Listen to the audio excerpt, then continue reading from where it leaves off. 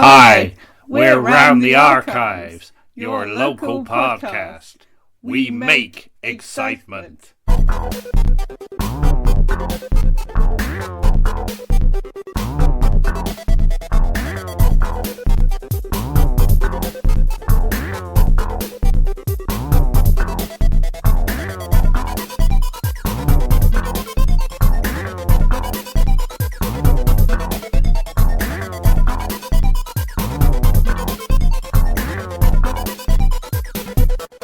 Hello, I'm Andrew. Hello, I'm Lisa. Welcome to episode 54 of Round the Archives. Any exciting news from the Round the Archives stables? Not really, no. no.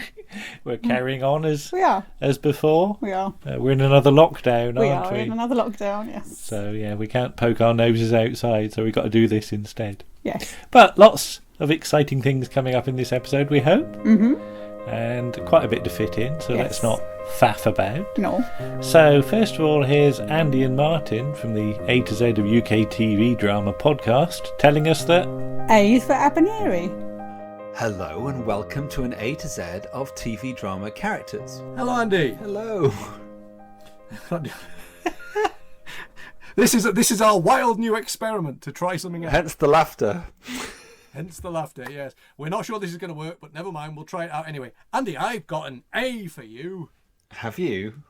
I've got quite the A for you. Have you? I'm not quite sure how you pronounce it. I'm going to go with Abineri. That's how I would say it. Or is it Abineri? It's definitely not Abineri. Really, Abineri, not Abineri. Please never say Abineri again. Never say Abineri again. I've just said it again. John Abineri. Yes. And what does John Abineri mean to you as a television character actor? First and foremost, he means bloody old stick in the mud, horrible Hubert Goss in Survivors. Did you know his second film credit was in a film called The Survivors? I didn't know that. I just thought that was an interesting career thing. Yeah. It just popped up on his IMDb list, which happens to be IMDb. It happens to be in front of me. The IMDb is in front of me. Can you see? Have you been drinking? Oh, if only I could blame it on that. No. But John Abineri, one of those characters, he had a nearly 45-year career. Good old long career, Just about everything. One of those familiar faces, possibly one of those familiar voices for people. And we just thought it might be nice I thought it might be nice for us to talk about someone who was an actor who we might all know about a bit. So what's the credit you think of? The credit I think of is probably Herne The Hunter, which is deeply unfair because that's so late in his career. Rob. Yeah, it's the hooded man. But it's the voice, you see. I think it's the voice because it's not really obviously it's him. Yes.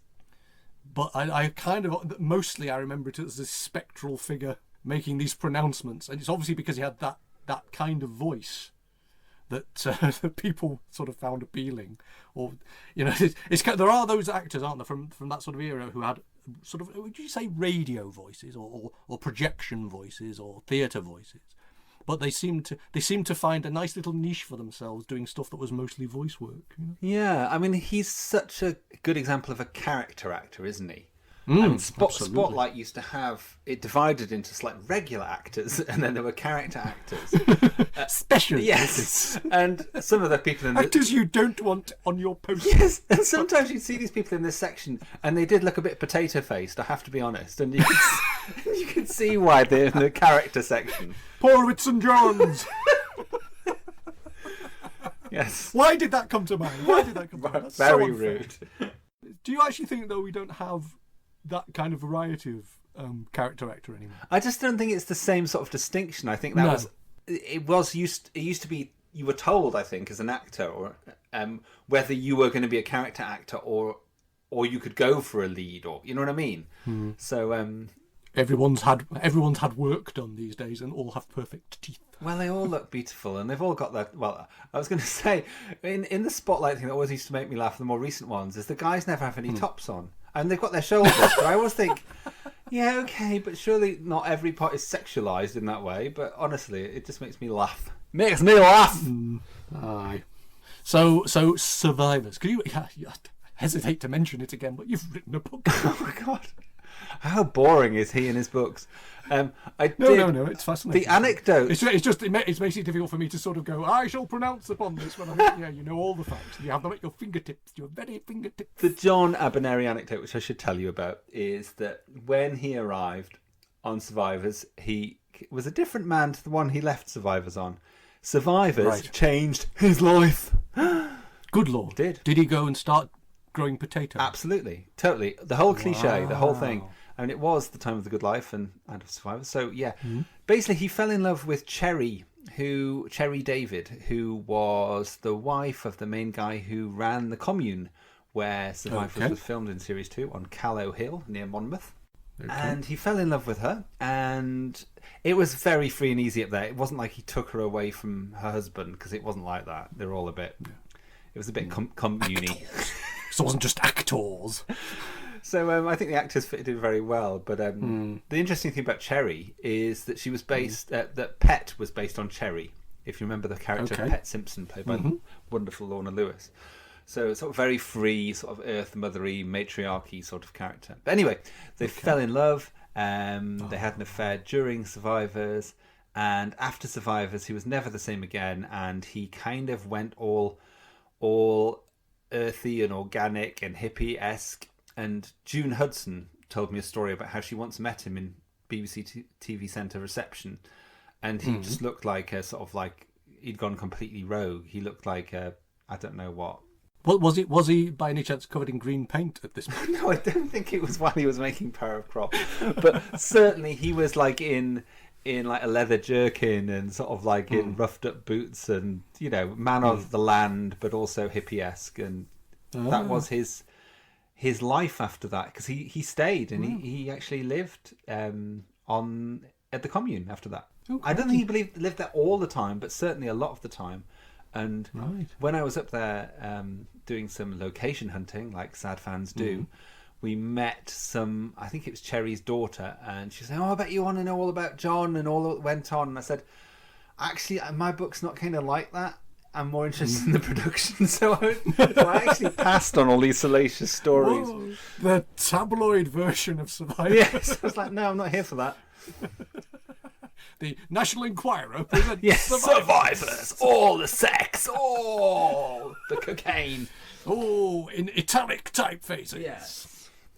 Yes, so, we don't want that. Oh, good Lord, we're not that kind of folk. We'll let you tell us that now. No. So yeah, quite an astonishingly long career. 4 roles that our listeners might be interested in Doctor Who. Doctor Who. Although we don't like to define people by their career, but Fury from the Deep has finally joined the comic book. He's not my favourite credit in Fury from the Deep. My favourite credit in Fury from the Deep, as everyone knows, is Deborah Watling's stunt double.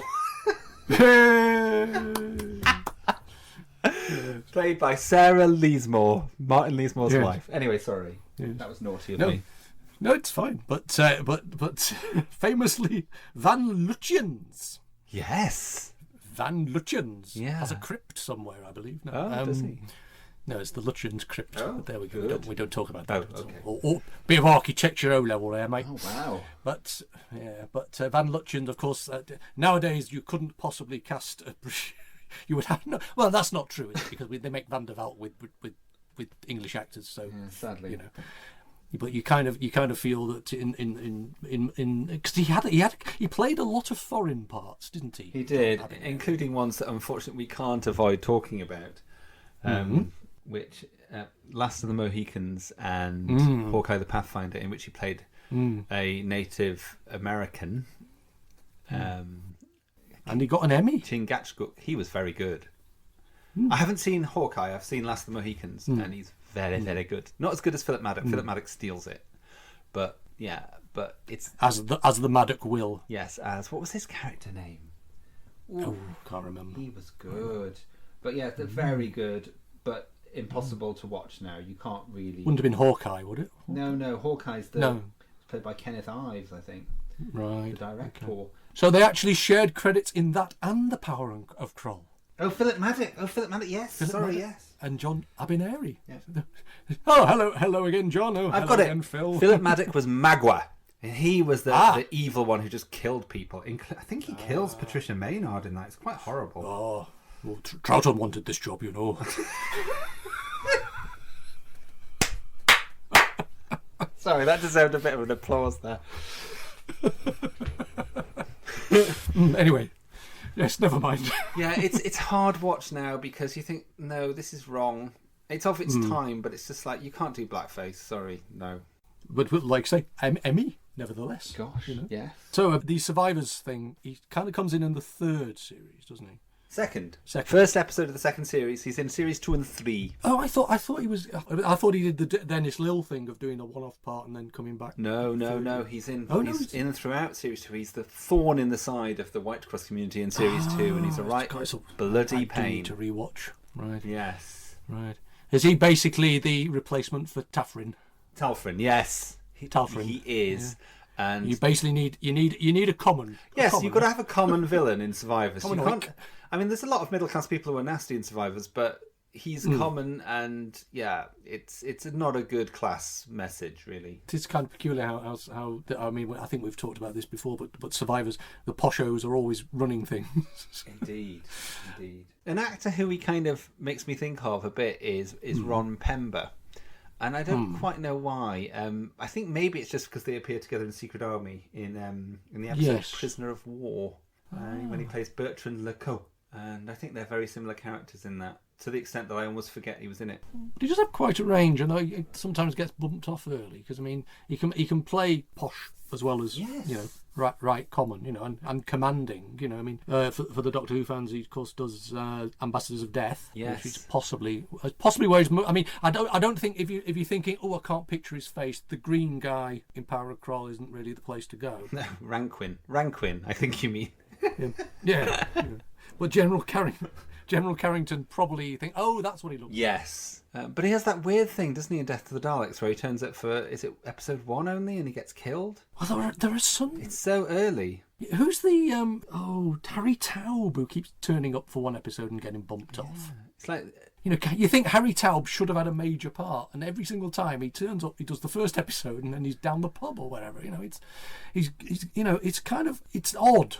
It is. They'll accept these parts sometimes and really be bumped off almost before the end of part 1. I mean, it's a meaty role. Yeah. But it's kind of a peculiar career. I did a lot of stage. Yes. And of course, oh yes, here we go in the trivia. Having an Austrian father, he spoke fluent German and thus landed many parts on the other side. Oh, I see. We know what the other side is, don't we? Yes, ITV.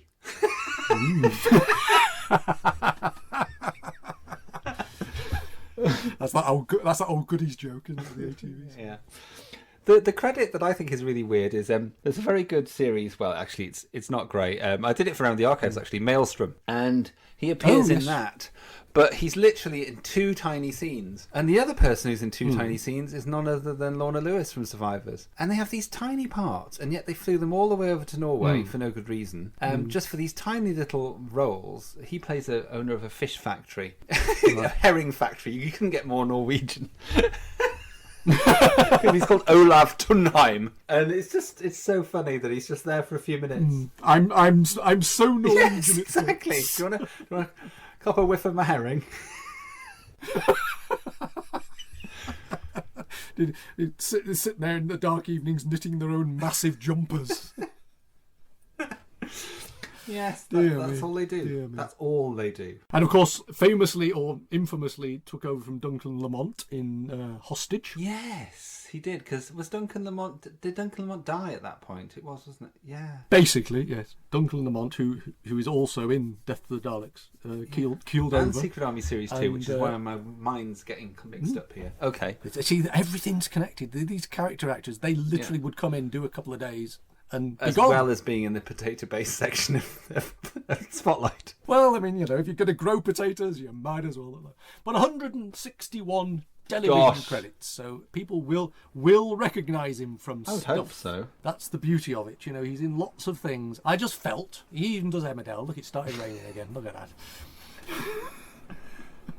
Obviously, I've not said the right things about John. He's coming back and going, no, I'm being cursed by the. You've already said about Abineri. his range. I think it's important to mention, like, that he was Sir George Mortonhurst in The Moon Stallion, the one with Sarah Sutton, and Colonel Badstock in Flambards. He absolutely had the range, and that's unusual. But then he's a character actor, darling. He can do this stuff. Yeah. Yes, indeed. Yes. I'm scrolling down. He even did Second Verdict. What's that? That's the Barlow and Watts thing that Andrew and Lisa they did after the Jack the Ripper series when they looked into true life cases, and he's in one of them, presumably as one of the true life cases. You say it like that. True life cases. True life cases. Yes, sensational. Yes, but Legend of Robin Hood.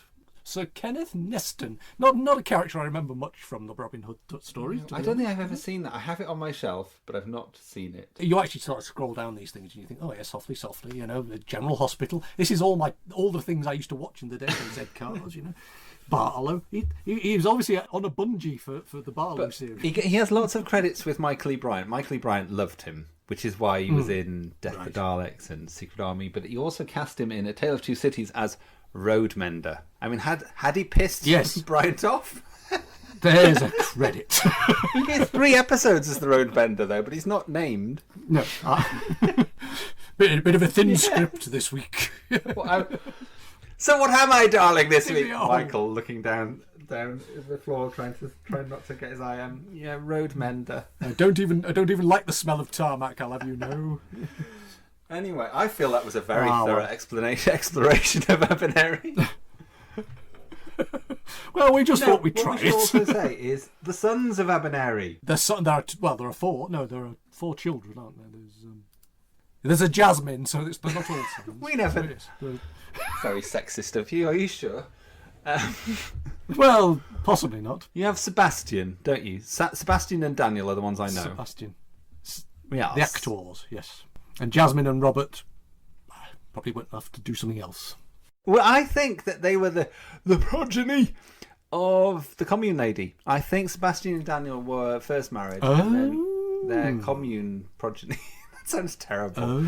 Commune progeny. No. The offspring of mushroom eating. They are the children of survivors. Serendipity. Dun dun dun dun dun. Dun, dun, dun, dun, dun. There is hope. There is hope after all. There is a birth of a hope. Andy, there is hope. In fact. There is hope. The birth of a hope. So, John Frederick Abineri, 18th of May 1928 to 29th of June 2000, age 72. And we miss him terribly, but we're very grateful he was there.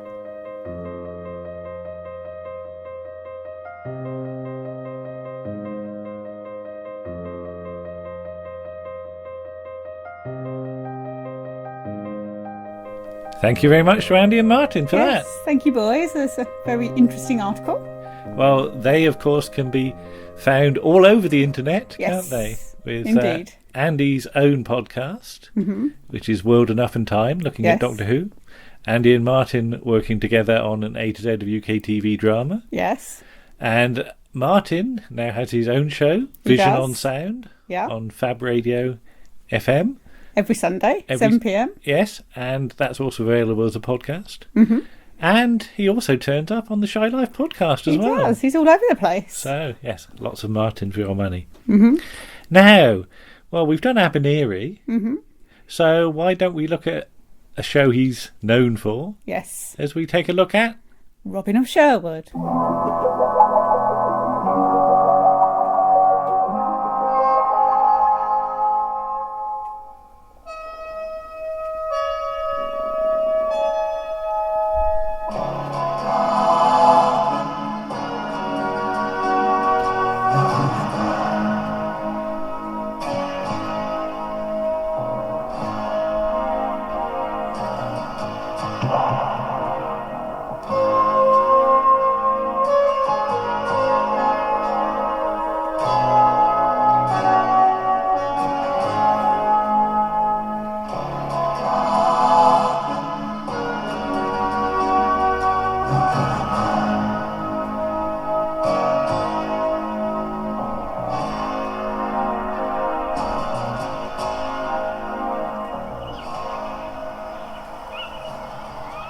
Good afternoon, Lisa. Good afternoon, Andrew. So we've had a dose of Robin Hood this afternoon. Robin of Sherwood. Well, Robin of Sherwood. That's the but thing. It is Robin Hood, yes. Yes.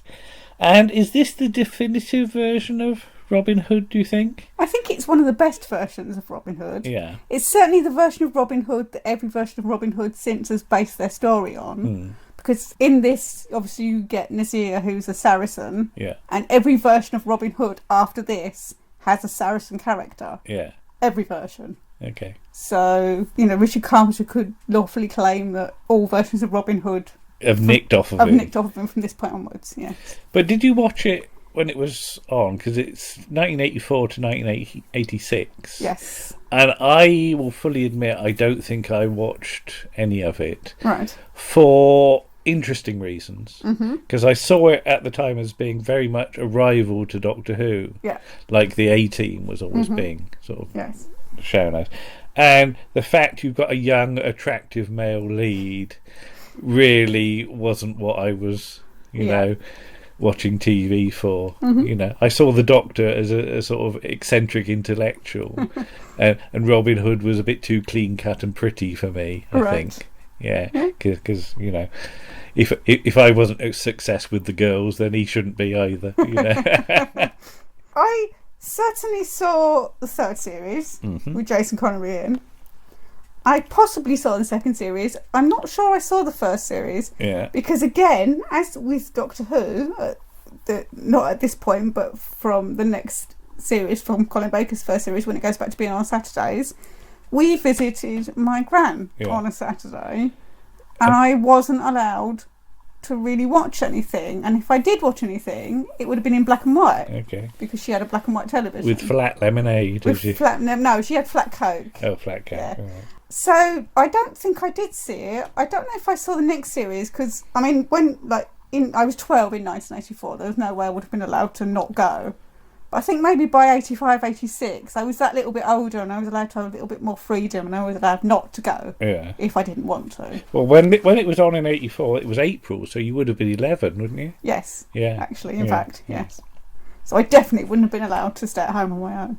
But as we said, it's Richard Carpenter behind it, and then Paul Knight and Ian Sharp. Yes. And Patrick Dronguli.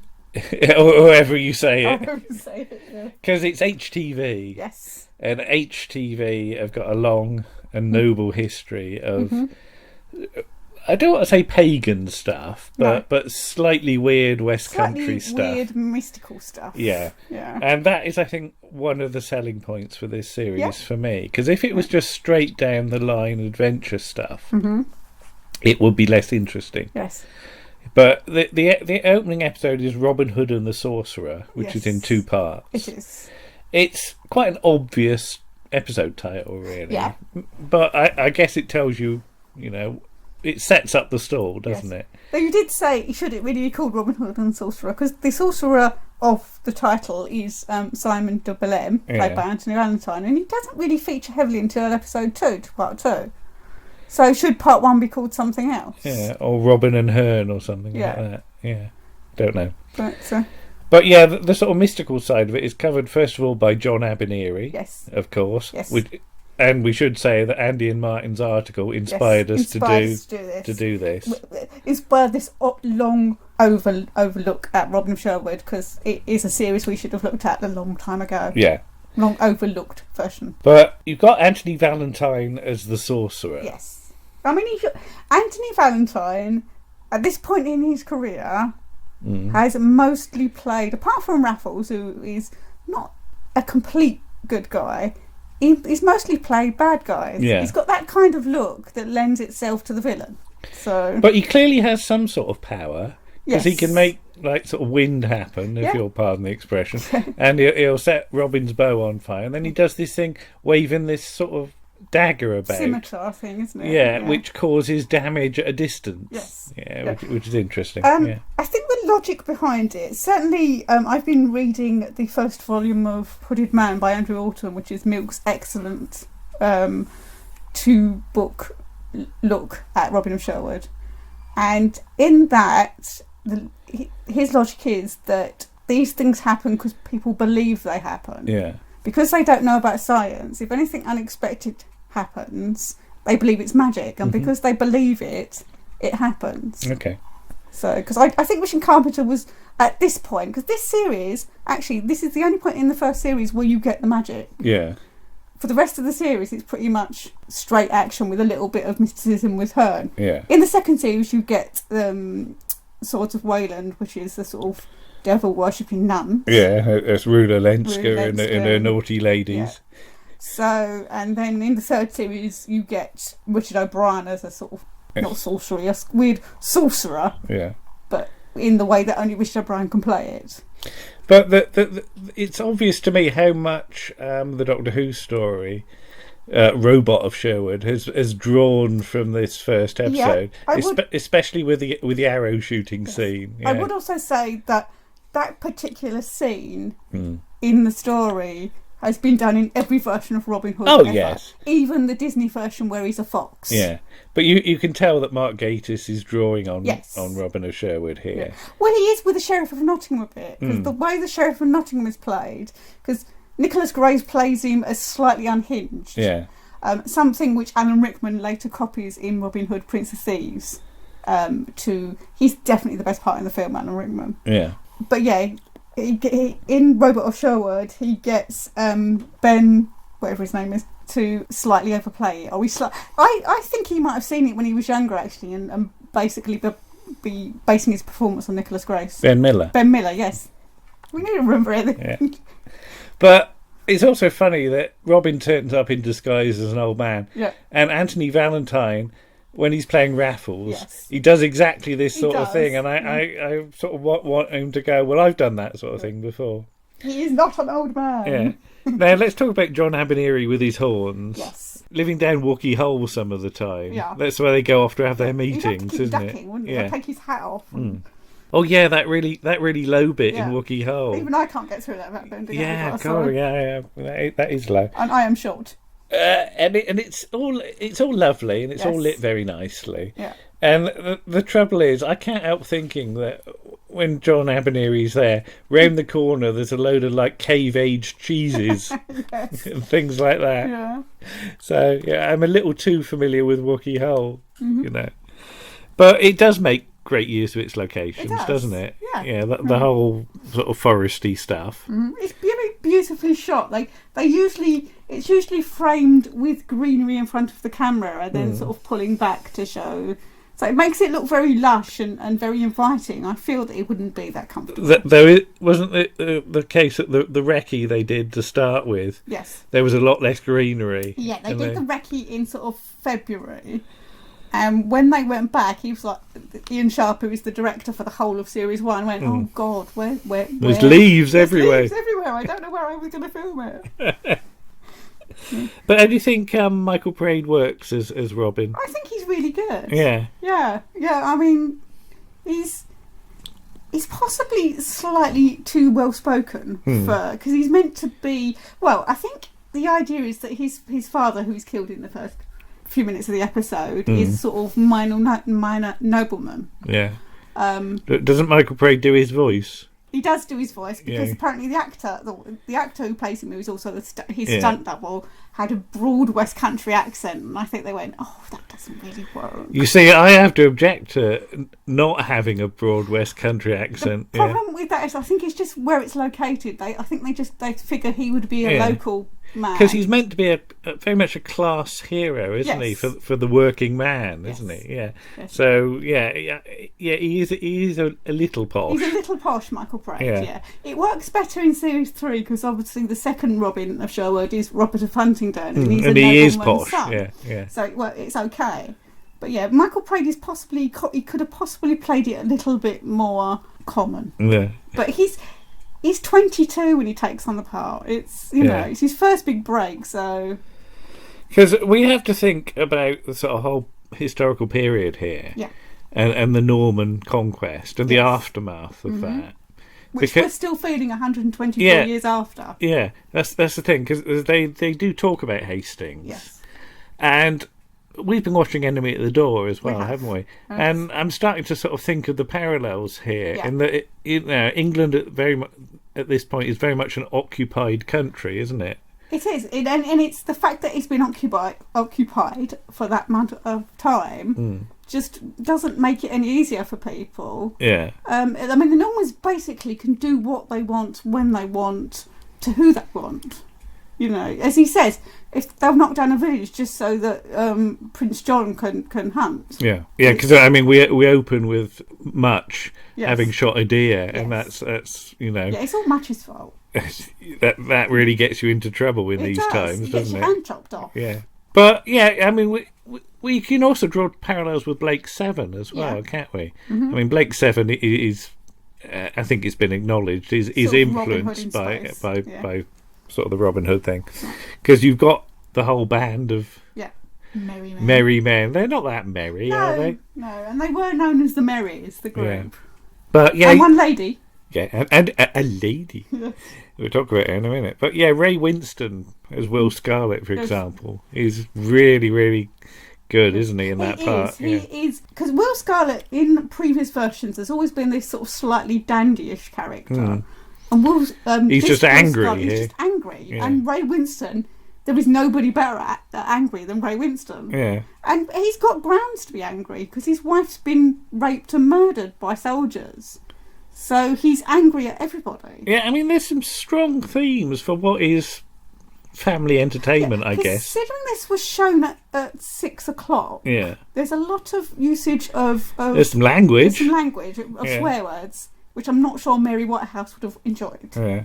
But then Clive Mantle as Little John. Yes. Or John Little. Yes. Judy Trott as Maid Marian. Yes. How do you think Marian comes across in those first 2 episodes? Is she strong enough for you? She's quite strong. I was a little disappointed at the fact that the only reason that she can be captured by Baron de Bolem's men in the second episode is that she falls over, because it's such an obvious thing. But I will let it go because it's woodland and there are lots of places to trip over. Well, looking at the outtakes, everybody's on their arse at some point, aren't they? Yeah. The trouble is, they tried to make this first series very as historically accurate as they could, and they gave all of the main outlaws, all of the Merries, boots with leather soles. Now, if you've ever worn shoes with leather soles, you'll know it's incredibly difficult just to walk along the street in them. So trying to walk through a forest that's wet is virtually impossible. Yeah. Also, Michael Praed is apparently incredibly short-sighted and will just trip over anything.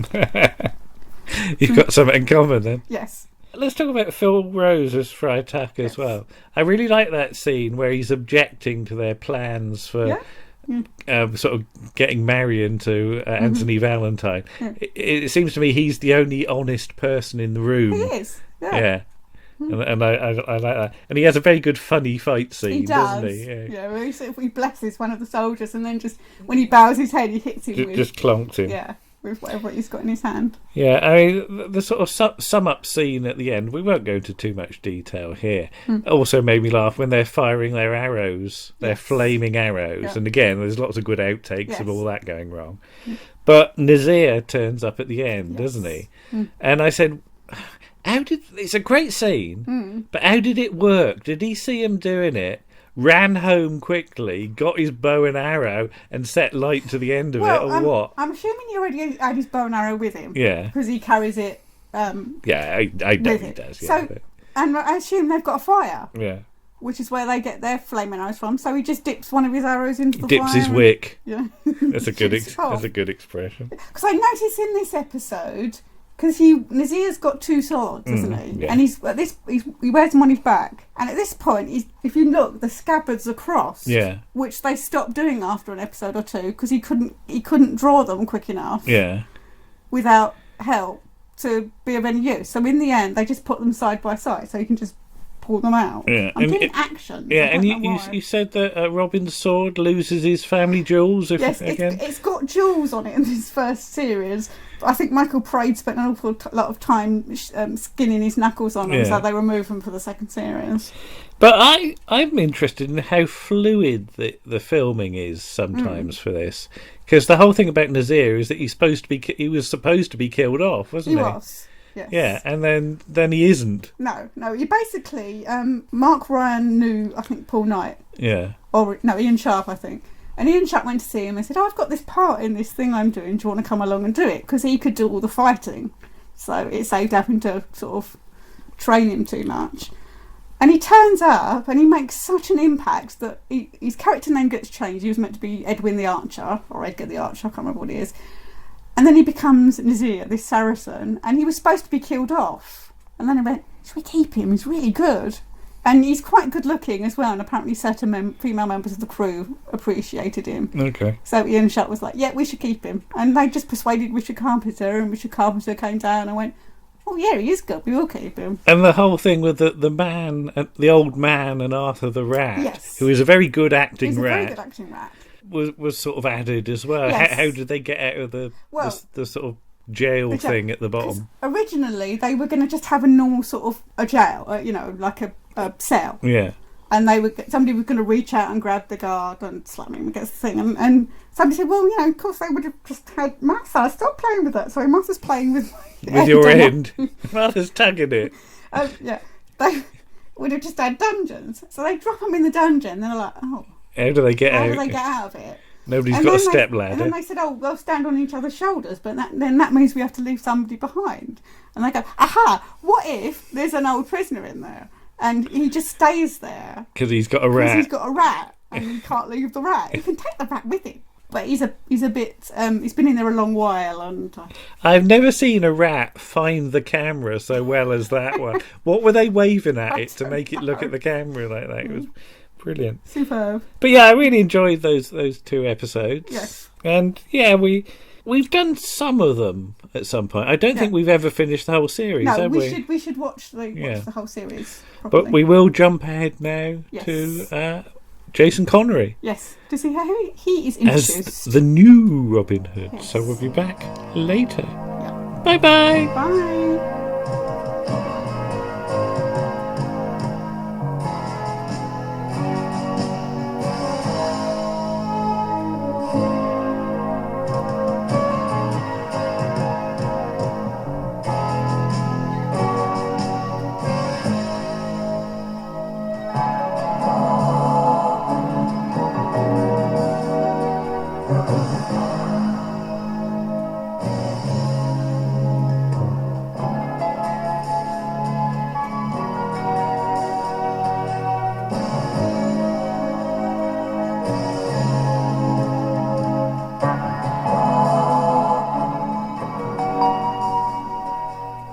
Thank you for helping with that, Lisa. Thank you for helping, Andrew. Well, we'll be back with more of that later. Looking at the second hooded man. Yes. But another biggish article. Yes. As Paul and Toppie look at I Love Lucy.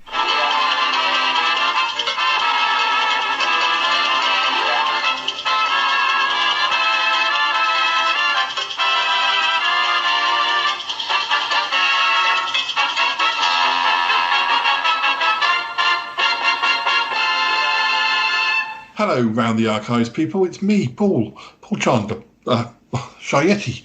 I'm here with Toppie Smellie from the Smellcast again. How are you doing, Toppie? Very well. Thanks for having me back. Well, it's always good to be here on Round the Archives, isn't it? I do like their wallpaper. They have a very, very nice wallpaper, and the coffee's very good. It's retro and yet very today. Yes.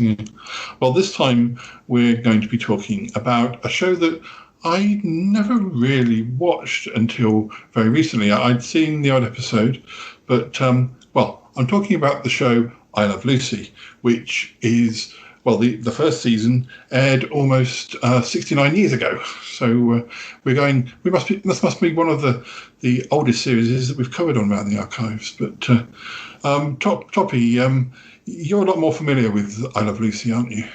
So this was a show that was in syndication when I was growing up and very young, and I truly, in all seriousness, have memories. I must have been 3 or 4, I think 3, and there's 3 morning shows that were on one right after another, and it was I Love Lucy, the Dick Van Dyke Show, and and Andy Griffith, the Andy Griffith Show. And all three of those, I have a distinct memory. So I saw all those I Love Lucy episodes really, really early on. And then, of course, I saw them again and again and again because that's how they played it over here. Yeah, I didn't realise it went back quite as early as 51. And it's, as far as I'm aware, every single episode exists. And they even found a pilot episode, which I saw, which went missing for a long time and then showed up in about 1990, I think. But I remember that, and I've forgotten the story behind that. There was some story. I don't know what it was. Why it was considered lost, or. Yeah, I think it was never screened, the pilot episode. It was remade later in the first season, and it was given to one of the actors whose wife found it after he died, I believe, and then returned it because obviously by then it had become such a phenomenon. But I'm just going to give some basic sort of Wikipedia facts about Untitled. All right. Before you do that, yes. Paul, let me just interject with a nice bit of trivia. Mm-hmm. One of the reasons that I Love Lucy was well collected and preserved is that Desilu, the production company, and the brainchild behind that really was Desi Arnaz. And he was somehow just was very clever about these things. He was a good businessman, and he was willing to innovate. And one of the things he innovated was on the West Coast, where they did this in front of a live audience. He said, I want this to be on at the same time on the East Coast. So he made a copy of it right away. He put it on a plane that jetted over to New York so that the East Coast could see the same episode that night at the appropriate time. Mm-hmm. And so that's one of the reasons why, they had multiple copies of it already from the get-go. I really didn't know much about the dynamic because there's really four main characters. There's Lucy and Desi, who are married. And then later their kid comes along. But then there's Vivian Vance and William Frawley, who are what's their character names? Stupid thing. Wasn't it Vivian? Was it Vivian known as Vivian? There's Ethel and Fred. Ethel Hunter. Hey, we're really good so far. Yeah, Ethel and Fred. Who are their neighbours. But I don't think I knew that Lucy was like how would you describe it? A bit of an idiot, a lovely idiot. She often makes lots of really bad decisions and harebrained schemes. I don't think I knew that she was that sort of character, but I'm glad she is. But well, I'm curious if you mean as her character as Lucy on the show or in real life. Oh no, in the show. Oh, okay. Yeah. Yeah. It's true. Now, think of it like this: as you said, there are four main characters, and this I Love Lucy was the show that put the sitcom in sitcom. And what I mean by that is they had these lovable characters, and each week they said, let's stick them in this situation. And sitcoms is short for situation comedy. And I Love Lucy perfected it to a T. And they also helped advance. They did not invent it, but they helped advance the three-camera method of filming the show when it was going live. And but they basically had these goofy characters with kind of Desi being the straight man to all of them, really. Look, honey, you know I'll manage to sneak in anyway, so why don't you let me be in it right from the beginning? Come on, Ricky, you'll save yourself a lot of trouble. I'm gonna save us all a lot of trouble. I'm gonna give orders down at the club that you're not gonna be allowed in there for any reason at all. You're not even going to be allowed to get into the building. That'll take care of you. Oh, yeah? Yeah. I'll just bet you I can get in anyway. You want to lose a little more money, huh? How much would you like to bet? You name it, Buster. $20? Not very sure of yourself, are you? $50? You got yourself a bet. Okay. Okay. They would get into one nutty situation after another. Ethel's sort of Lucy's sort of partner in crime sometimes, and Fred is sort of Desi's partner in crime sometimes, and sometimes they pair off in those ways. A lot of it, the boys are conspiring against the girls, and then the girls take revenge, and then hijinks ensue. And I mean, I also knew how famous it was, but I didn't realise that when I watched it, I was going to be like crying with laughter. It was so funny. So you mentioned this on a Facebook post, and it really, wow, that is kind of amazing. And I think you actually said, how is it that I'm finding something that's 63 or whatever years old, and it's the funniest thing I've seen in a long time? Can you like the episode that made you laugh so much? I'll tell you, because the episodes I watch on a particular disc, so I've got the titles, and I'll when I've shared a few facts with the listeners, I'll tell you the ones, and you'll probably recognise them. But so I'll tell you the particular moments. But it was one of those things where you kind of, it just builds, because it builds and builds. You're just sort of laughing, and something else comes, and then you're laughing more, and then. Well, I think it speaks to the timeless nature of it. It was very good-natured, just fun stuff. And it's kind of cool to know that it holds up, at least as far as making you laugh. Well, I generally love female comedians anyway, but I can see how some of my favourites from the 80s and 90s, like French and Saunders, Victoria Wood, British comedians, they pretty much, everybody was in some way inspired. I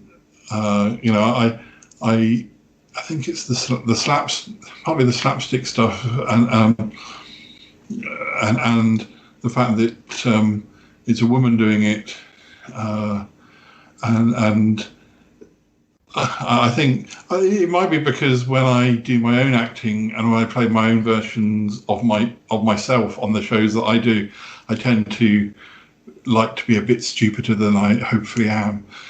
So I I sort of saw a kindred spirit in Lucy. Right. So a lot of the funniest damn moments of the show were very visual and slapstick, and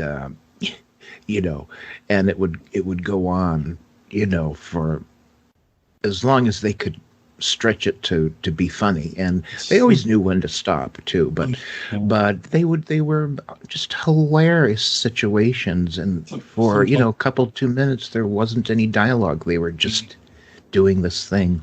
Sometimes they even manage to make each other laugh, don't they? They get kept in. You see a smirk, you think, yeah, that's not a scripted smirk. That's them cracking each other up. Yeah.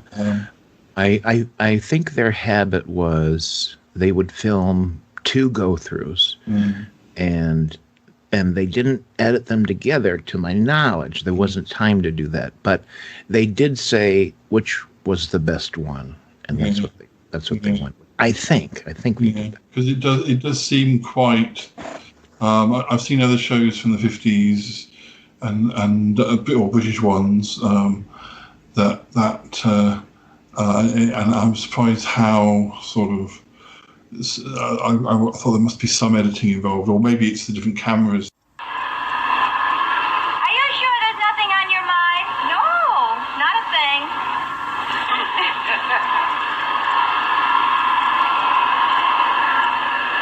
How about a cup of coffee? No, thanks. you're taking it calmly. How's that?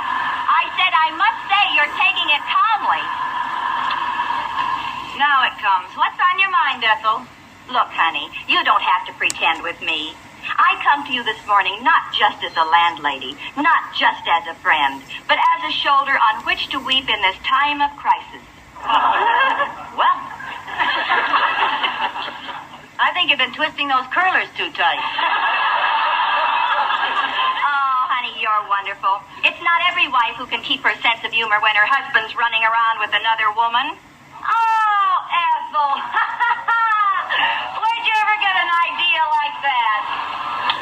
What do you mean, another woman?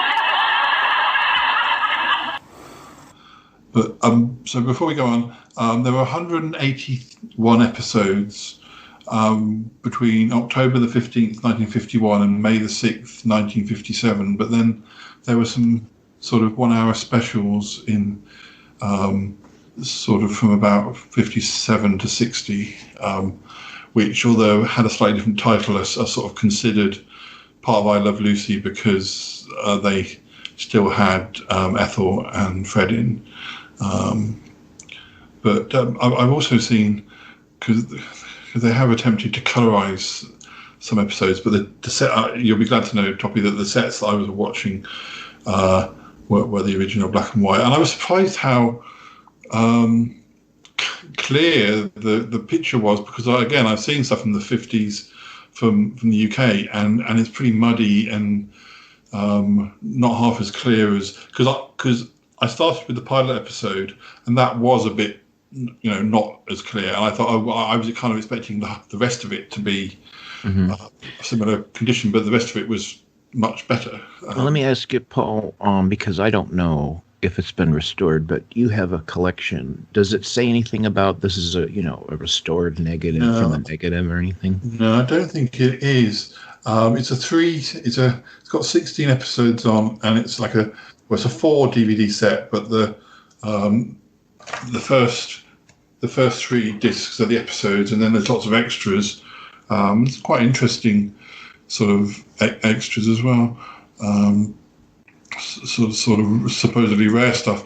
It does make me want to kind of, having enjoyed it so much, I think I'm possibly going to wait a while and buy, because the whole set's available. You're going to go out there and buy the whole set. But so the episodes. Sorry, go on. I just wanted to mention one other thing before we get into specific episodes. Is that Lucille Ball had kind of a long career in the mid-30s all the way through the 40s as kind of a B movie star. She was a very glamorous woman. She looked glamorous on the movie screen, but somehow she never got the big roles. But you can see her in a lot of movies from the mid-30s through the 40s. And then she did a movie with Desi Arnaz. And Desi Arnaz had made a name for himself first in Cuba as this band leader, drummer, singer, calypso, which was a very popular form of music at the time. And I'm not sure if they were married when they did this movie, but they did a movie called The Big Long Trailer. And it could easily have been a situation comedy in that it could have been an episode of I Love Lucy, except it was a full feature-length movie.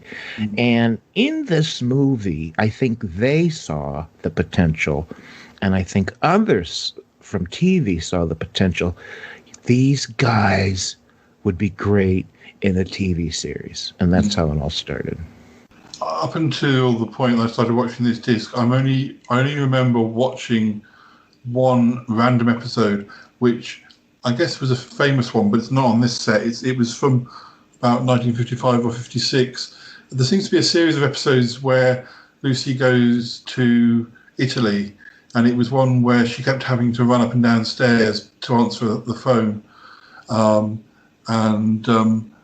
It's not one that was on here, and I'm not sure whether I watched it because the friend I was with, I was in America at the time. I was staying with a friend in LA, And I don't know whether they showed me that one particularly because they liked it, or it just happened to be the next one they were watching, or it came up on the TV. I can't. Yeah, because Desjardins in the show is kind of plays himself, a band leader, drummer, singer, performer, nightclub act. He travels to do his act, and Lucy always begs to come along. And they would travel to different countries, and often, if they went to Italy, they would keep the show there in Italy for at least 1 or 2 episodes. I wonder if that's what inspired one of the later seasons of Bewitched, because I think one of the later seasons they travelled halfway around Europe and then to various, like Salem and things like that. I think it was just maybe an excuse, but by the last season to give them different situations to put Sam and Darren into. So generally, most of the episodes I watched were from the first season, and maybe 1 or 2 from the second. And then I jumped right to season 6, and I saw an episode where Lucy meets Bob Hope, which was.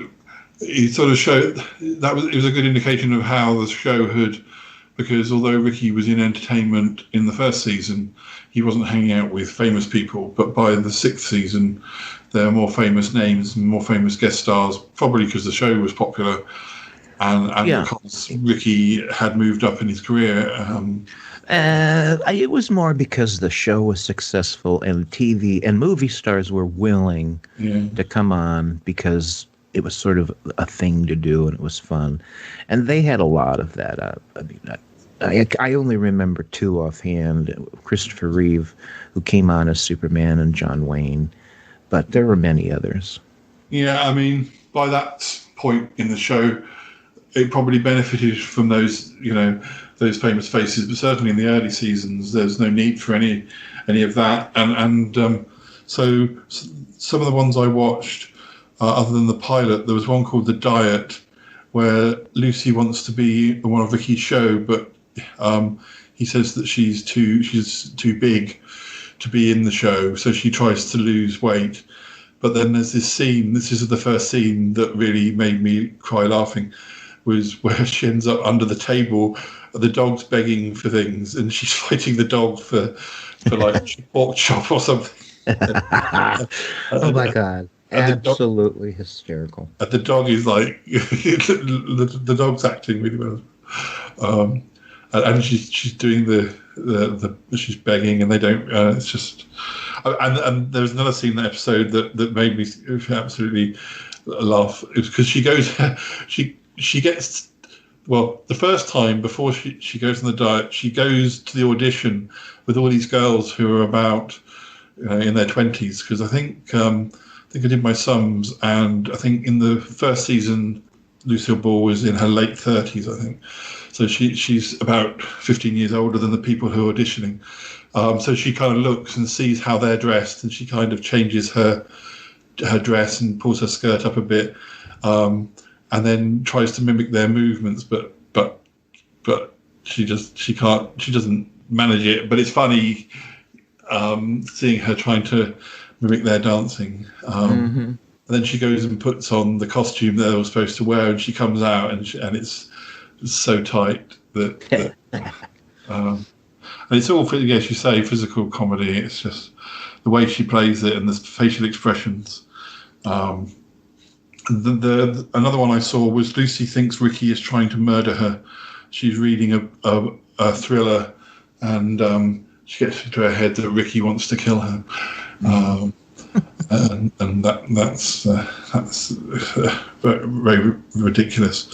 But the one on this set that follows that from the same series is called The Quiz Show, and Lucy's having trouble meeting the bills because Ricky presumably gives her money towards bills, but some way or another she doesn't make ends meet.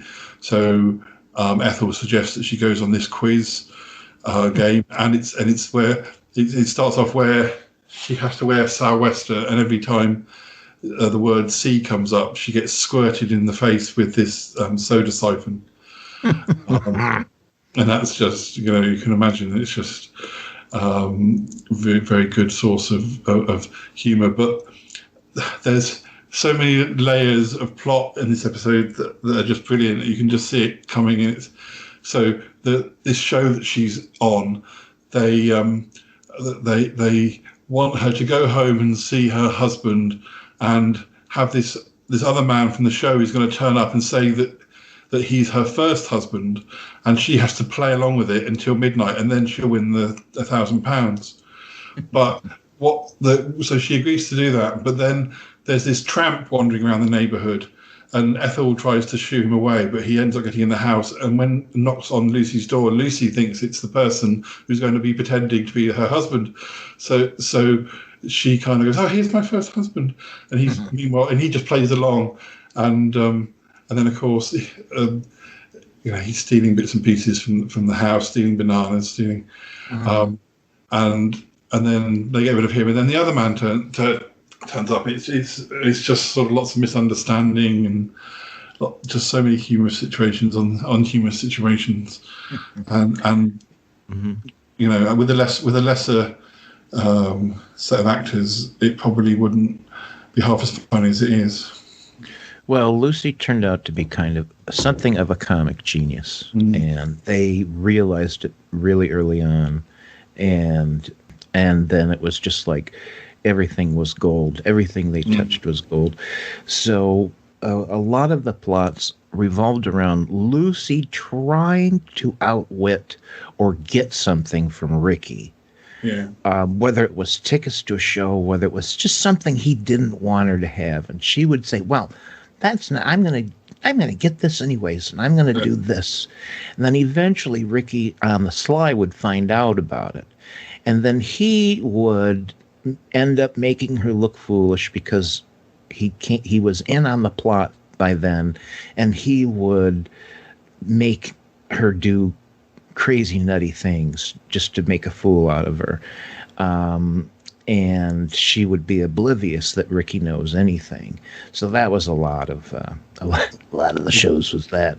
And there were two others that I saw that were a little bit different from that format. One was called Men Are Messy, and where basically it starts with this great no dialogue. So you see Lucy sort of having cleared the living room, done all the housework. She goes into the kitchen. Ricky comes home from work, and in the space of about 2 minutes, takes his coat off, throws his tie down, sits down, opens the paper, drops stuff on the floor, starts cracking nuts, chucks them over his shoulder, whatever. And in the space of these 2 or 3 minutes, from the living room has gone from being pristine to being like a pigsty, and Lucy just says, "Right, if you're going to live like this, then we're going to divide the house down the middle." Yes. I remember that clearly. And that's an example of like this hysterical 2-minute scene of Ricky just doing these things and Lucy just looking at him, and then, kind of looking at the audience too, or mugging to the camera, they used to call it. And it's just hysterical. And there was another one where she was asked to matchmake for this elderly lady who lived in the house, who like this guy who worked at a general store, and then he misunderstands and thinks that Lucy fancies him, and then so Lucy then sort of thinks, I've got to make myself so unappealing that he doesn't want to go out with me, and then he'll go back out with the lady who does like him, and so she kind of makes herself. She turns up in her worst clothes, and she cooks all this food, but it's really bad, and she makes him drink tomatoes out of a tin with the lid still on it, and then does soup, and it's really horrible, and steak, and she brings the steak in, and it's flaming, it's like totally on fire, but he still says, "Oh, I still love you, Lucy," but she knows that he doesn't like kids, so she's got all these neighbouring kids to turn up and pretending that they're hers, and she's got about 24 of them, and he's still dedicated to her. But and it goes on like that. Now, to finish with, you'll probably recognise these two because I think these are two of the most famous episodes, and one of these is the one that I really had to sort of get a handkerchief and mop my eyes. I can't wait to hear which one. Well, one of them was, well, I'll do it in reverse order. One that's very famous, I think it's called job switching. It's where they swap jobs. The boys stay at home and the girls go out to the factory. And Ricky and Fred totally swamp the kitchen. They're making rice and it billows out of the pots everywhere. And then Ethel and Lucy go to the factory and they're going to a sweet factory and they're having to wrap sweets, and on the conveyor belt the chocolates are going quicker and quicker, and they start having to stick them in their mouths and in their under their hats, down their bras, and it just keeps on going. It's one of those scenes where you kind of, if that scene went on for 2 hours, you'd be, it almost gets, it's almost, I find, like when there's a song I like and I kind of know maybe they're going to repeat the chorus once more, and then it's going, and then you kind of know in the tone of the singer that the song's about to finish, and you're like, oh, I wish this would go on for another 10 minutes. I felt like that about the conveyor belt scene on that episode of I Love Lucy. I just wanted it to continue for another 10 minutes because you got to a point where you knew it was nearly done, but it's perfect. That's probably, if any moment could be singled out, that episode with the chocolates is singled out many times as being a good example of why this show was brilliant and why Lucy was brilliant, because she knew how to make that funny. In lesser hands, it would have been okay and a few laughs, but she made it hysterical. Absolutely hysterical, and so did Vivian Vance. To not ignore her, but together, it's absolutely one of the funniest scenes in the history of television.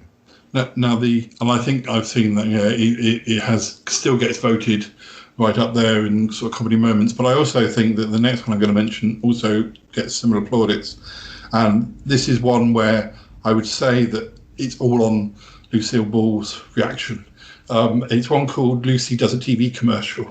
Yeah. Yes, indeed. I agree. This is right up there with the all-time greats. So she has to wangle her way to. Desi wants somebody to work on to do a advertisement during one of his shows.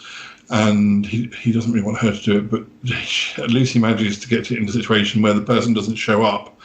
And so she shows up and gets involved in the rehearsal. And it's this sort of wonder tonic called Vita Meta.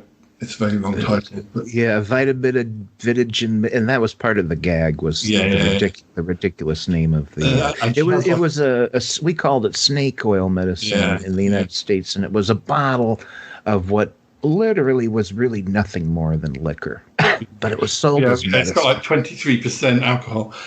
Hello, friends. I'm your Vitamita Benjamin girl. Are you tired, run down, listless? Do you poop out at parties? The answer to all your problems is in this little bottle. Now you pick up the bottle. Oh. A little higher. That's right. The answer to all your problems is in this little bottle. Vitamita Benjamin. Vitamita Benjamin contains vitamins, meat, vegetables, and minerals. Yes, with Vitamita Benjamin, you can spoon your way to health. All you do is take a tablespoonful after every meal. Now you take some. Oh. It's so tasty, too.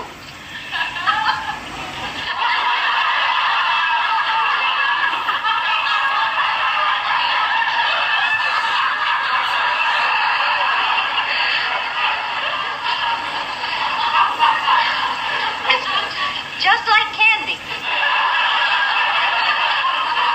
No. Look, you're supposed to like the stuff. You've got to smile, be happy. Yes. Now try it again. Yes.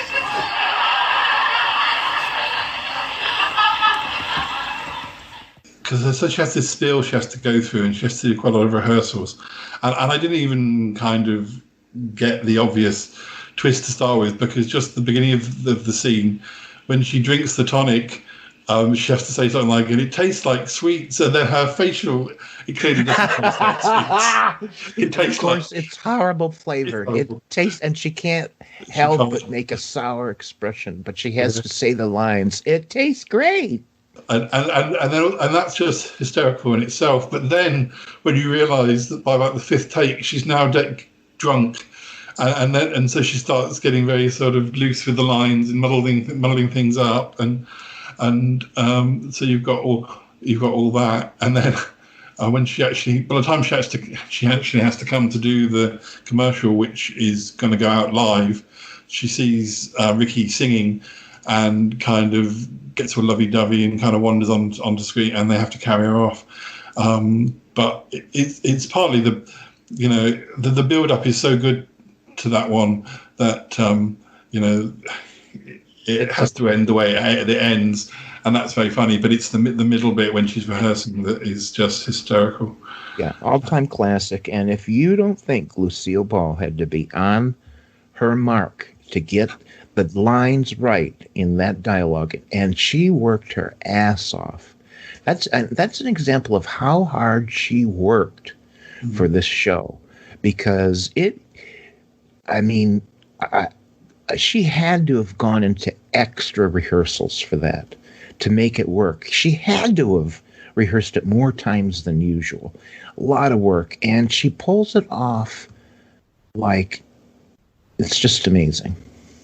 And it has to be good, because sometimes that I'm a little bit prejudiced against black and white things over colour sometimes, but that was completely forgotten. So that's the extra quality mark on top of everything else, is that all that was quickly forgotten, and I can see myself sort of watching. Because I'd say recently, I don't know, the last few years, I have watched less and less comedy.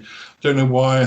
Because I generally love horrors, like horror films, or I like things with twists, and generally maybe comedy hasn't been such a big part of my TV watching, and yet every time I do watch something that's funny, I sort of think, oh well, this is really right for the moment, and I'm so glad I've watched it. But no, I Love Lucy. It's taken me 40-something years to properly sort of study it, and there's still a lot more that I have to watch. But well, I envy you because I can't imagine what it would be like to have not seen any of this and to be watching it now. And I mean, that must just be pure joy. Can I just mention a couple of other episodes, and then I'll mention the episode that's always been my favorite. Yeah. So among the stellar episodes, the chocolate conveyor belt and the Vegemite bit, those are stellar. And one of the other stellar ones was when Lucy and Ethel are making wine in Italy. Oh, I've heard about that one. Yeah. And they are in a vat of grapes in the very old-fashioned way, in their bare feet, walking around smashing grapes. That's another one that's just, I mean, the physical comedic talents of Lucille Ball is right there. But here's my absolute favorite episode of all time. They're all coming back from overseas. I don't know where they were this time. It may have been Italy. And Lucy it's before they get on the jet to go home, or whatever they rode in those days. Maybe it was just a plane. I don't know. Mm-hmm. In fact, I think it was a propeller plane. Mm-hmm. So they're in like, what do you call the areas where you buy things without duty free? Duty free, yeah. Right? I think it was that kind of thing. And Lucy sees this gigantic salami. I mean, it is the size of a loaf of bread. And for some reason, she has to have it. I don't remember why. And Vivian, is like, oh, come on, that's ridiculous. How are we going to get it? Maybe it wasn't purchased duty free. Maybe they ended up having to make it a secret, probably because they didn't want Ricky to know. And Ricky and Ed were seated somewhere else. They weren't seated near Ethel and Lucy. And so Vivian says, well, how are you going to get this on the plane? I guess without being taxed or something. And Lucy says she gets this idea to swaddle it like a baby. All right, so she takes a seat with the swaddled salami. And the other ladies around her, of course, are very curious because all ladies like babies and they want to see and so it's all going swimmingly until one of the neighbor ladies says, well, I noticed you haven't fed the poor thing. Isn't he hungry? Well, Lucy's never thought about feeding it. So then she's got to go through the motions and pretend to feed the baby, which is a salami, and then put it over her shoulders to burp it. Well, it is absolutely hysterical. And then the way the story goes, and again, I can't remember the whys and wherefores, is that Lucy decides, I got to get rid of the evidence. Well, where are you going to hide the salami? She says, we've got to eat it. And so for the last part of it is them trying to eat the salami. And it is just so hysterical the way they start getting sick of and their expressions. And then finally they've done the deed and everything seems okay. And then they're leaving the plane and someone says, where's your baby? That woman had a baby on the plane. Where's your baby? And, and that's how it ends. And it's just, that's my favorite episode. Okay. I read today, and it was something that happened recently, but I believe on the revived version of Will and Grace, an episode that went out in April 2020, they recreated, I don't remember which characters, but they recreated the candy scene. And I believe that, does Lucille Ball have a daughter called Lucianes or something? Yes. Yeah. Apparently the scene involved her as the supervisor in the supervisor role, and two of the other Will and Grace characters doing the packing. And I think they might have even, for some reason, be dressed like Lucy and Ethel, but I'd have to see it. But it just shows somebody on Will and Grace is clear. Well, that makes sense because there's a lot of, I think from what I remember, Will and Grace is quite a lot of physical comedy, and I imagine that must be quite a few people on that show who are fans of I Love Lucy. Mm-hmm. There are lots of television series that paid homage to I Love Lucy. Mm-hmm. The reason is that the people making these TV shows and the actors in them knew that Lucille Ball and Desi Arnaz and the I Love Lucy show had so much to do with creating the sitcom as we know it even today, although it's changed a little. I mean, The Office is nothing like a sitcom from the 70s, let alone I Love Lucy. So there's been changes, but yes, I just offhand I remember, first of all, there was a half-hour sitcom called Laverne and Shirley. It was two women, and that show owed a lot to all the nutty things Lucy and Ethel did, and those two girls tried to do their best, but they were no Lucy and Vivian. And then I think famously Roseanne did an homage. Probably many other shows. And it's just because the Lucille Ball was the S. It was the origins. It was the start.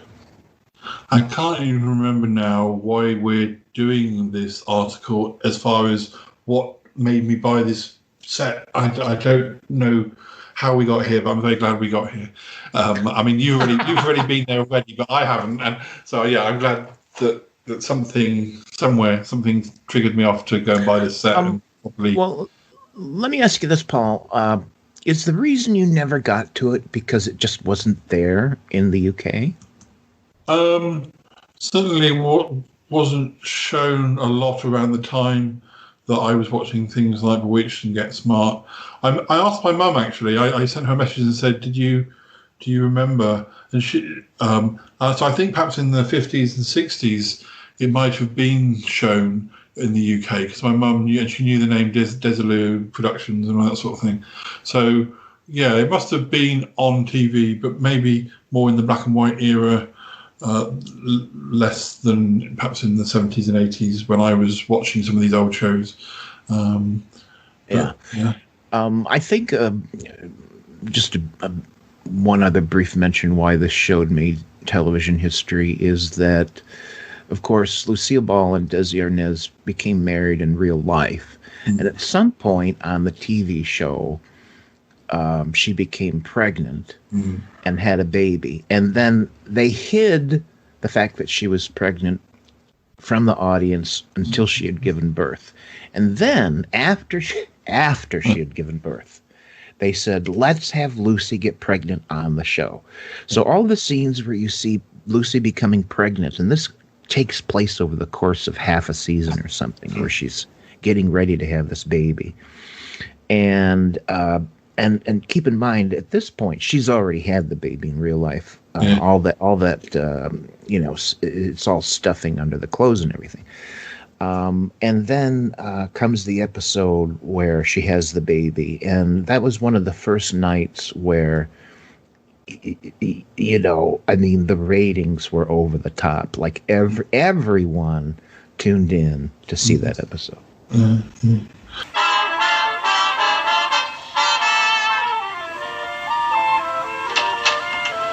honey, where you been? What took you so long?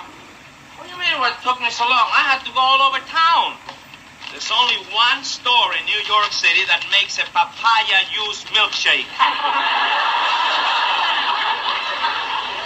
Oh, thank you. Oh. Did you get the dill pickle?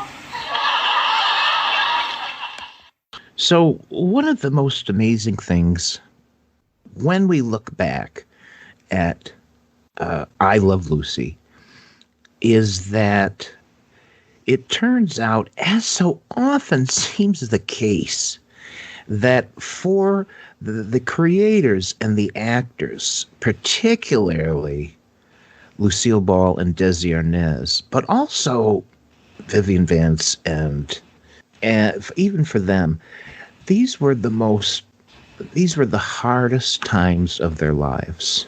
And it's because as things happen in Hollywood, their marriage went bad right in the damn middle of doing the show, and there they had to go on TV every week and pretend to be this happily married couple. And they weren't happily married, but they did it anyways. They trudged through. They were all champions. And for some reason, that's just important to me, because it's just like you just would never know it. And also, Vivian Vance and William Crawley famously hated each other to within an inch of their lives, and yet you would never have known it by watching. So, for different reasons, this show went on at the most difficult time in the actors' personal lives, and yet they do their job, and it just seems important to mention. Well, Toppie, thank you very much for sharing your memories of I Love Lucy, and and I'm very glad that of all the shows I've covered on Around the Archives, mostly they've been favourites that I already knew, but this is definitely one of those cases where it found something new, which is old. Yeah, well, I was glad to contribute what little I know. And also, I'm just so happy just to know that you're enjoying it for the first time. For some reason, that just makes me really happy. Well, thanks, Toppie. And do you want to plug any shows that you're involved with? Sure, I do a little shoe about movies.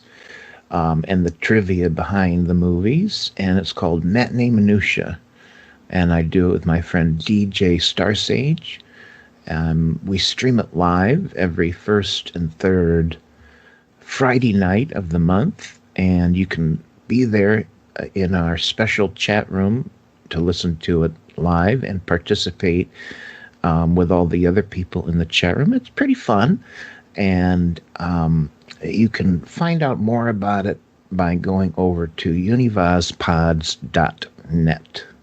And if you want to find the shoes themselves, it is a WordPress site, so I believe it's matineeminutia.wordpress.com, and that's the catalog of the shows. And it's available on, all the places you find podcasts. Mm-hmm. And then there's also the Smellcast, which we sometimes collaborate on, but it's your show. And my show, the Shy Life Podcast, which you collaborate back. So we cross over a great deal. Yes, I don't know how that happens, but I'm glad it's very, very strange. We're like two Lucys together, though, aren't we? Or maybe one of us is Lucy, one of them is not for the same comic genius, but maybe we take turns at being Lucy and Ethel. I'm not sure. That's probably a good way to look at it, taking turns. Okie dokie. Bye bye for now. All right. Bye bye.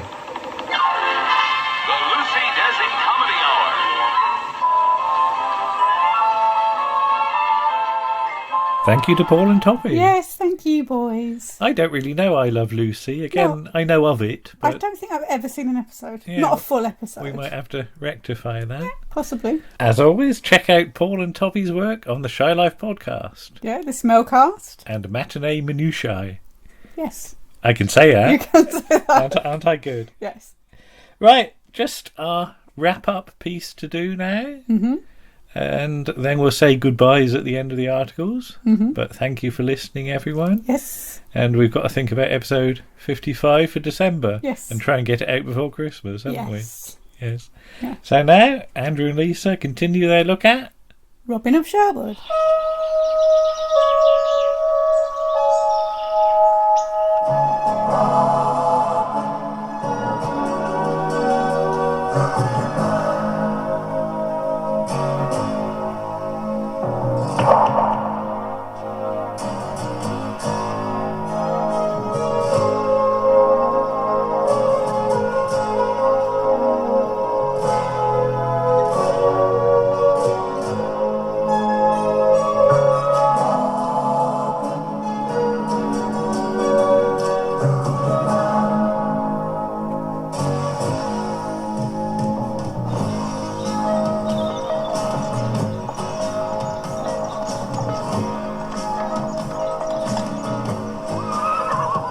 Good afternoon, Lisa. Good afternoon, Andrew. We now travel to April 1986 for the third season of Robin of Sherwood. Yes, otherwise known as the Robert of Huntington years or the Esther Charkham years. Yes.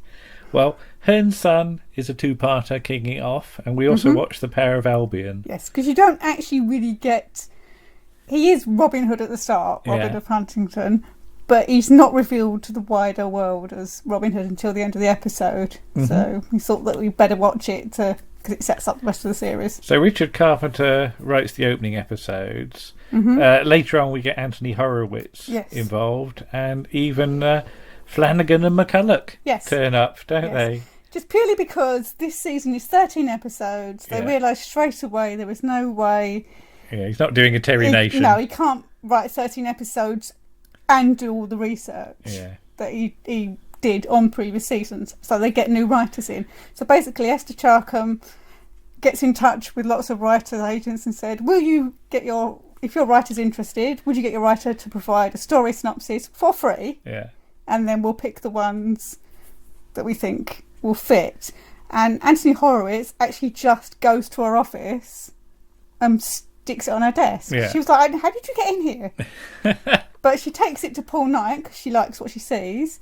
And I think that was the start of Anthony Horowitz's career, which he's gone on to be a really well-known television writer and novel writer. Flanagan and McCulloch, they don't have like a sort of cactus sitting on their table when they're writing this one, do they? There's no cactuses in it. That's all right. But as you say, Esther Charkham takes over as producer. Robert Paul Knight rather is still around as executive producer. Yeah, and story consultant. Yeah.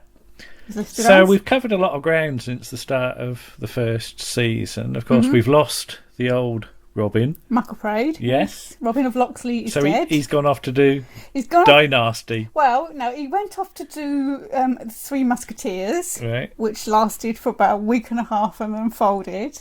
And then he goes off and does Dynasty. And he's gone on to have a relatively successful career. He's not in lots of well-known things, but he pops up here and there. But as you said, there are 2 Robin Hood legends. Yes. So they can use the second one now. Yes. Though there is a theory that the second legend, the Robin of Huntingdon legend of Robin Hood, is a sort of invention of the 16th century.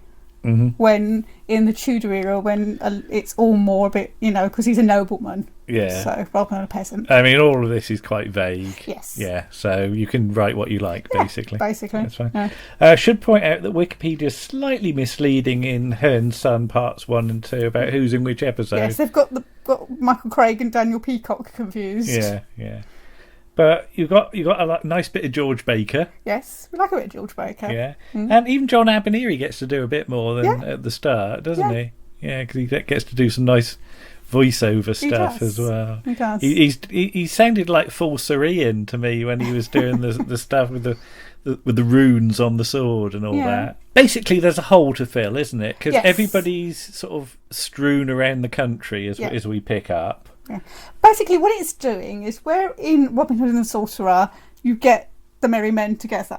So you get the various different interpretations of how they join. So you get the star fight and all this sort of stuff. Yeah. In Herne's Son, you get that again, because you do get a star fight between Little John and the new Robin, or Robert. You also get the thing with Friar Tuck, where he had to fight with him and he falls in the water and then he pulls him in and all this sort of stuff.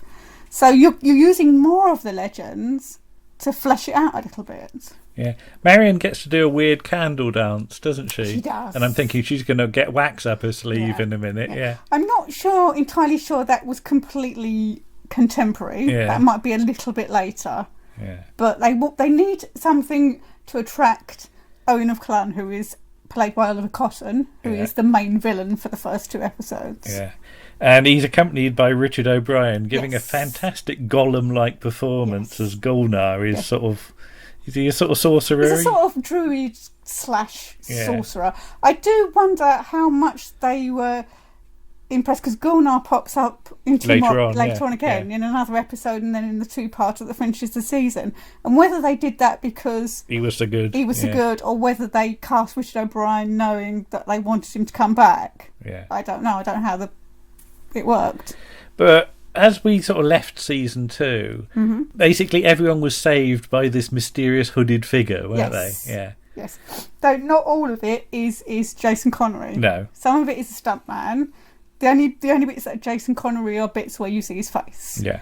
And he has to keep his hood up for the end of series 2 because his hair's quite short at that point. Because he's not long finished filming Vengeance on Varos. Yeah. So his hair is the length that is on one thing I Vengeance will on say Varos. about sort of getting everybody back on board, Friar Tuck's quite easy to do. Yes. Well, he's all right. You only have to mention Marion and Friar Tuck's there, isn't he? So. Yeah, because he's off with his fishing, isn't he? Not with his fish. Well, he's catching fish. Fishing for fish. He doesn't have fish. A fishy requisite. And yes, Little John and Much have gone off to be shepherds, haven't they? And you said when they're sort of persuaded, out their sheep are all right. Who's going to look after them? In the book, it says that the sheep were rounded up and taken to another shepherd. Right. So we're going to imagine that happens off screen. Okay, and you get a rather good staff fight. Yes, shot from underneath. Yeah, which is, and also it looks like they've done something. It's very juddery. Camera, the frame rate is there's like sort of echoes and trails, picture echoes and things. Yeah. So I was trying to look for the bit where he hit Jason Connery on the head. Yeah, there is a bit of an accident involved with this, isn't There's it? something about stuff, right? It's because of course Michael Praed gets hit in the rather painful region in his staff fight, and Jason Connery gets hit on his head, and Jason Connery says it was Clive Mantle's fault, and Clive Mantle says it was Jason Connery's fault. But Will Scarlett inevitably is the hardest one to persuade because Yes. he's off enjoying his ale, isn't Yes. he? Yeah, He's because off in- he's got a brother in who's Lichfield. got an ale house. Yes. Yeah, something beginning with L. Yeah. And ending it now. Not as York. Fry says. Yeah. Fry taxers. Yeah, not York. No. But I have to say, this episode as a whole is quite blokey, isn't it? It is. And that I feel that the fight sequence to persuade Will Scarlet goes on far too long. Yes. It's yeah, I was sort of tapping me watch a bit.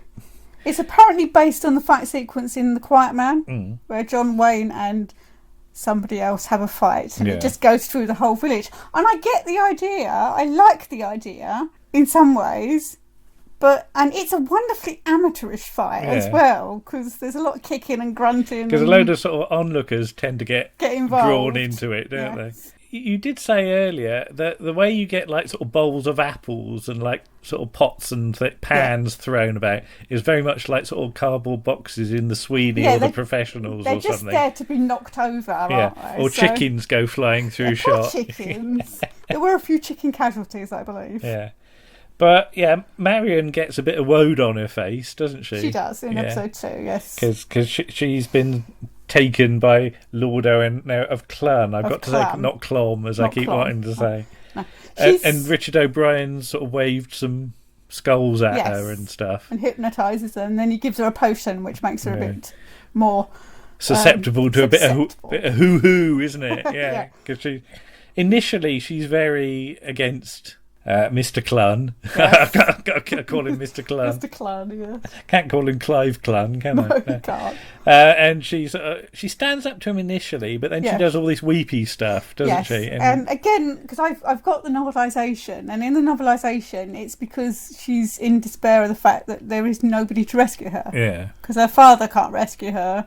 And because obviously she's lost Robin of Locksley, I think she thinks there's nobody to rescue her. Well, of course, Robert Huntington does. But how much do you think she's treated as a bit of an object here? Yeah, well, that is probably quite true to the times, because at any time in her life, a woman was there for a man to do what he wanted, and once that woman was married to him, everything she owned belonged to the man. Yeah. So that's something which didn't actually stop being true until relatively recently, actually. Only in the late Victorian era did a law get passed saying women could keep their what they brought to the marriage with them after their marriage. I said about the fight sequence going on a bit too long, but thank heavens for Daniel Peacock. Oh, Daniel Peacock's wonderful.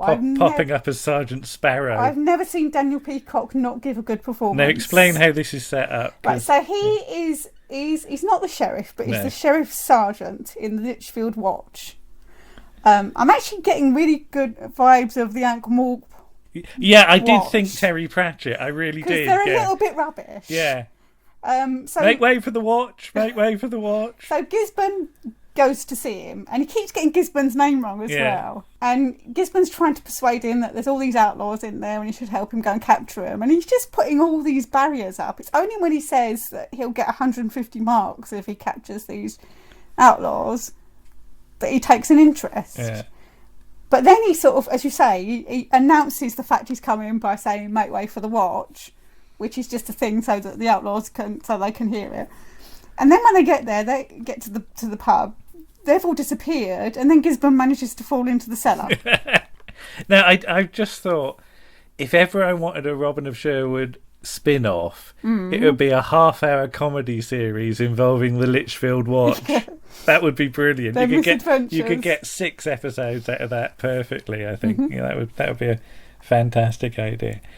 But yeah, eventually sort of everybody's sort of brought back on board, aren't they? And then we'll go into the Power of Albion, which is really opens with everybody doing Robin Hood-y type things, isn't it? Yes. And as they sort of turn up and shoot a load of people with arrows, having only just assessed the situation.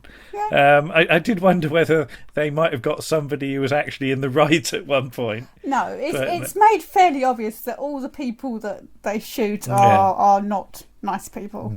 But you have the nice thing that somebody comes up and says, "Thank you, Robin Hood." Yes. So basically, Robert of Huntingdon is now filling that job description, isn't he?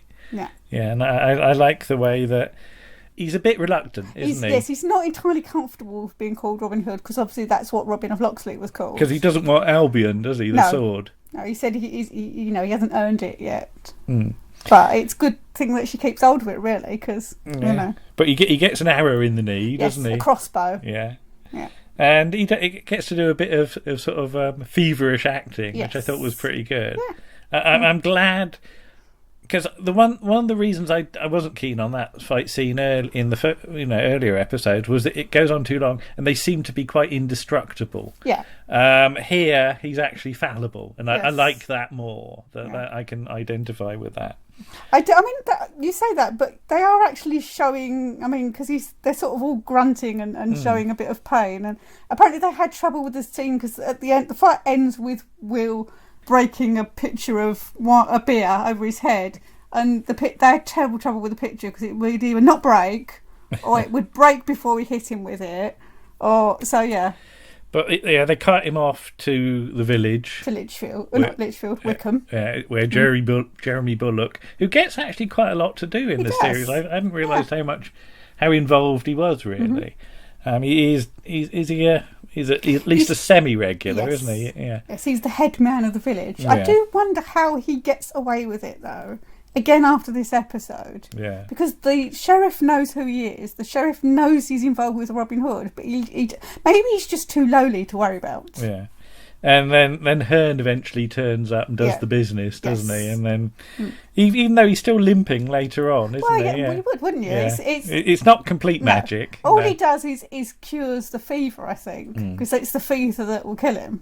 But you've got this whole good thing now about the two persona that he's got as Robin Hood and Robert of Huntingdon. Thank you. Yeah, he's sort of like the Scarlet Pimpernel. Yeah. But he's got you've got the Scarlet Pimpernel and you've got Percy Blake. And how dim is the sheriff? He's quite dim. Yeah. He's quite dim, and he's also Gisborne is actually right on the money in this one. Yeah. Gisborne sort of works it out, or suspects. He can't prove it.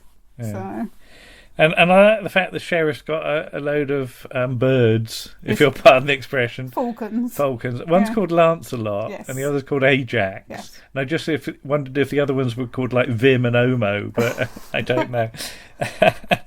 But yeah, they sort of set up a situation where they're going to they've got Marion sort of captured by this point, haven't they? And they're persuaded to move Marion and Jeremy Bullock and chums through the forest. Yeah. And then the outlaws attack and apparently capture Robert, don't they? And held him hostage. And at that point, I'd have thought the sheriff would have begun to suspect, but no. I think he's just really afraid of what the Earl of Huntingdon will do if his son is killed. I do wonder as well, is Robert of Huntingdon, is he still going back to the castle for little bits and staying at the castle and then sneaking off back to Sherwood? Because at what point does he... I mean, after this, obviously, he gives up his old life.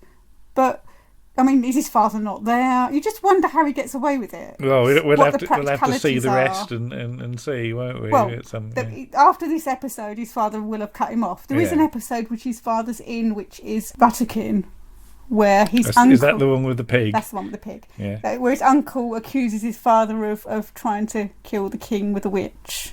Okay. So, and he has to try and save his father.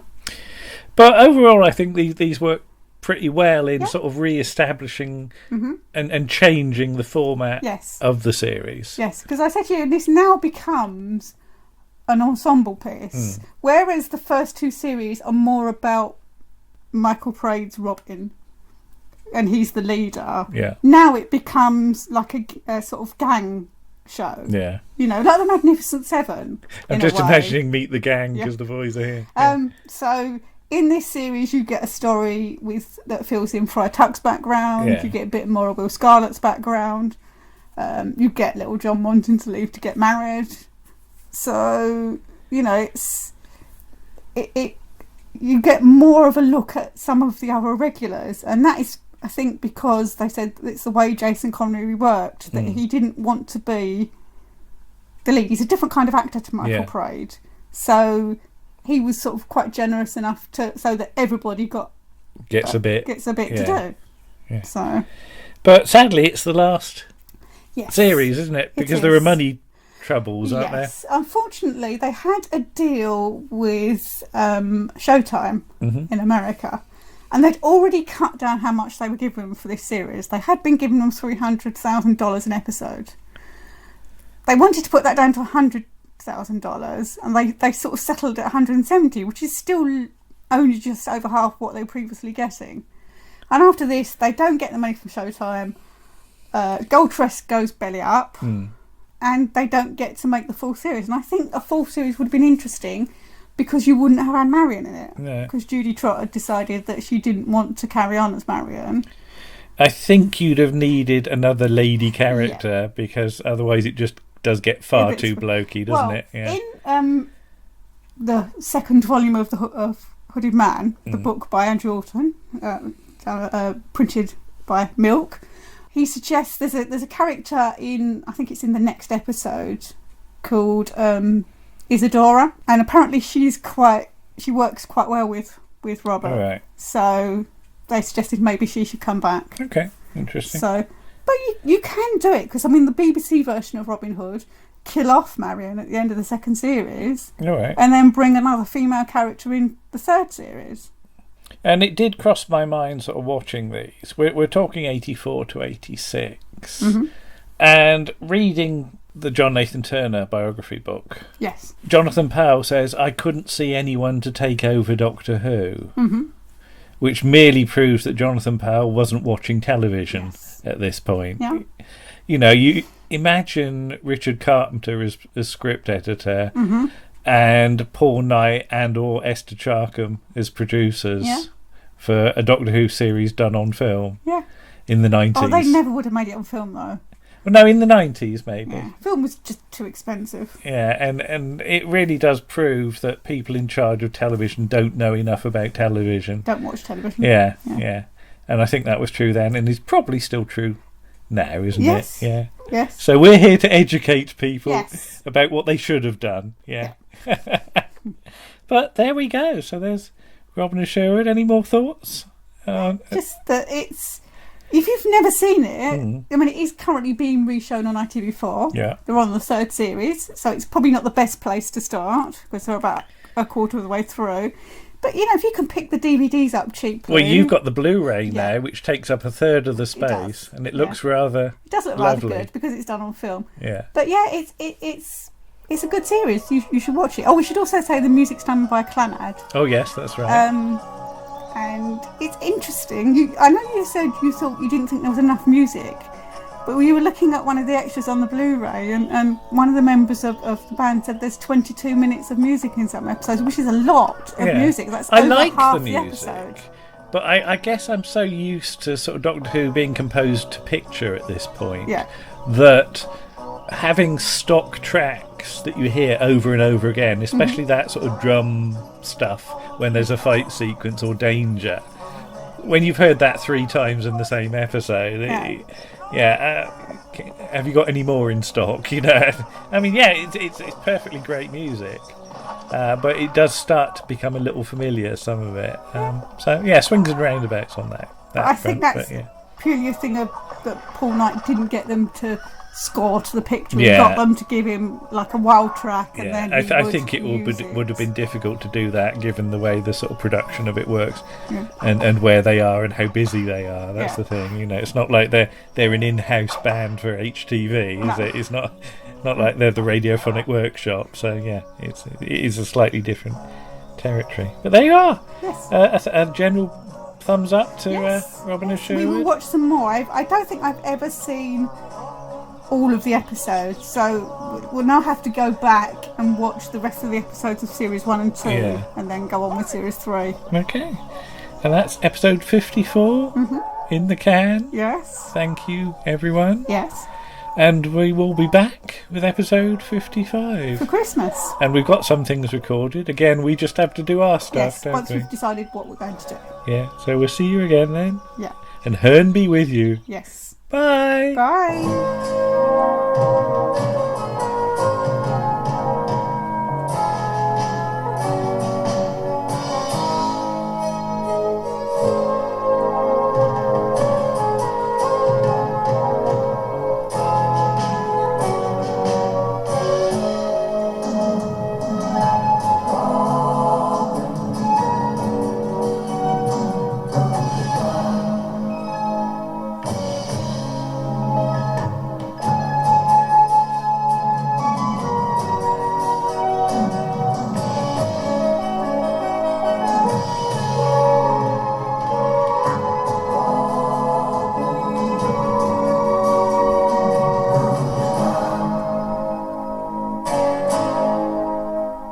That was episode 54 of Round the Archives. Starring Lisa Parker, Andrew Trowbridge, Martin Holmes, Andy Priestner, Paul Chandler and Toppie Smellie. On the musical side, you heard Dan Tate and Paul Chandler.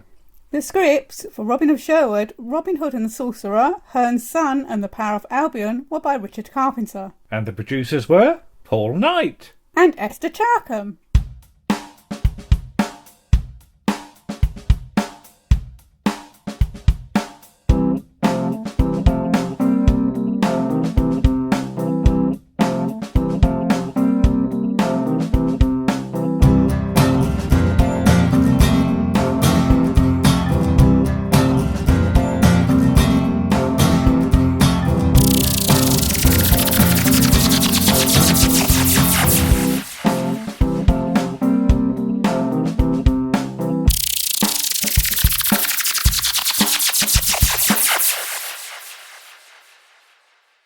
As always, check out Paul and Toppie's work on the Shy Life podcast. Yes.